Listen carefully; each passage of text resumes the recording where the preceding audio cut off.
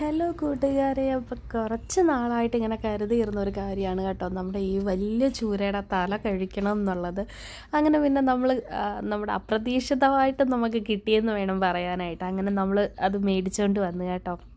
അങ്ങനെ പിന്നെ അമ്മയുടെ അടുത്ത് തന്നപ്പോൾ അമ്മയെല്ലാം അത് മുളക് കറിയെല്ലാം വെക്കാം എന്ന് പറഞ്ഞിട്ടുണ്ടായിരുന്നു. അപ്പോൾ അതിൻ്റെ കൂടെ നമുക്ക് ചീനിയും ഒക്കെ ആയിട്ട് നമ്മൾ കഴിക്കാമെന്നാണ് കരുതിയത്. അങ്ങനെ അത് നേരെ നമ്മൾ കൊണ്ടുവന്ന് എല്ലാം കഴുകി വൃത്തിയാക്കി എടുത്തു. അപ്പം അത്യാവശ്യം നല്ല രണ്ട് തലയായിരുന്നു, രണ്ട് തലയല്ല ഒരു തലയായിരുന്നു. അപ്പോൾ അത് രണ്ടായിട്ട് നമ്മൾ കട്ട് ചെയ്ത് കഴിയുമ്പോൾ ആ രണ്ട് ഭാഗവും നല്ല നല്ല ഇച്ചിരി വലിയ തല തന്നെ ആയിരുന്നു. അങ്ങനെ പിന്നെ ആ ഒരു തലയൊക്കെ എടുത്ത്, പക്ഷേ ഇതിൻ്റെ അകത്ത് സത്യം പറഞ്ഞു കഴിഞ്ഞാൽ ഒന്നും തിന്നാനായിട്ട് സത്യം പറഞ്ഞാൽ ഇല്ല. ഇതിപ്പോൾ ഏതോ നമുക്ക് ചൂര മേടിക്കുന്ന ആരൊന്നും ലാഭം എന്ന് പിന്നീട് എനിക്ക് തോന്നി കേട്ടോ.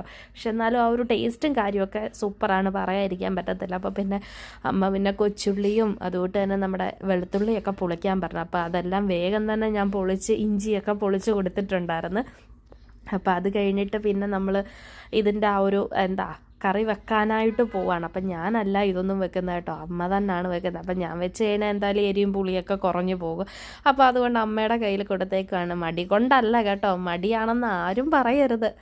അപ്പോൾ അങ്ങനെ നമ്മൾ പിന്നെ അമ്മയുടെ കയ്യിൽ കൊടുത്ത്, പിന്നെ പുള്ളിക്കാരിയാണ് ഇതെല്ലാം വെക്കുന്നത്. പിന്നെ ഞാൻ വീഡിയോ ഓൺ ചെയ്ത് വെച്ചിട്ട് ആ ഒരു ചട്ടി ഇളക്കാനായിട്ട് ഇടയ്ക്കിടയ്ക്ക് അവിടോട്ട് പോകുന്നുണ്ട്. അങ്ങനെ തന്നെ എന്തുമായാലും സംഭവം നല്ല ടേസ്റ്റായിരുന്നു കേട്ടോ. അപ്പോൾ ഈ തലക്കറി എന്നൊക്കെ ഞാൻ കേട്ടിട്ടുണ്ട്, പക്ഷെ ഒരു തവണ ഞാൻ എവിടോ ഒരിടത്ത് ഞങ്ങൾ ചേട്ടനും ചേട്ടത്തിയും ഞാനും വിഷ്ണു ചേട്ടനും ഒക്കെ പോയപ്പം ഒരു തവണ കഴിച്ചിട്ടുണ്ടായിരുന്നു കേട്ടോ. പക്ഷെ അതെനിക്ക് വലിയ ഓർമ്മയില്ല, ഒരു കഴിച്ചത് സത്യം പറഞ്ഞാൽ ആ ഒരു ടേസ്റ്റും കാര്യമൊന്നും ഒരു ഓർമ്മയിലില്ല.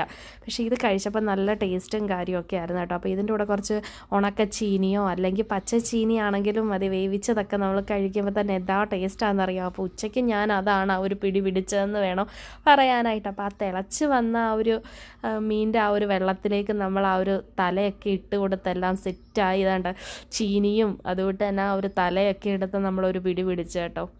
അപ്പം അത്രയും മാത്രമേ ഉള്ളൂ. ടാറ്റാ.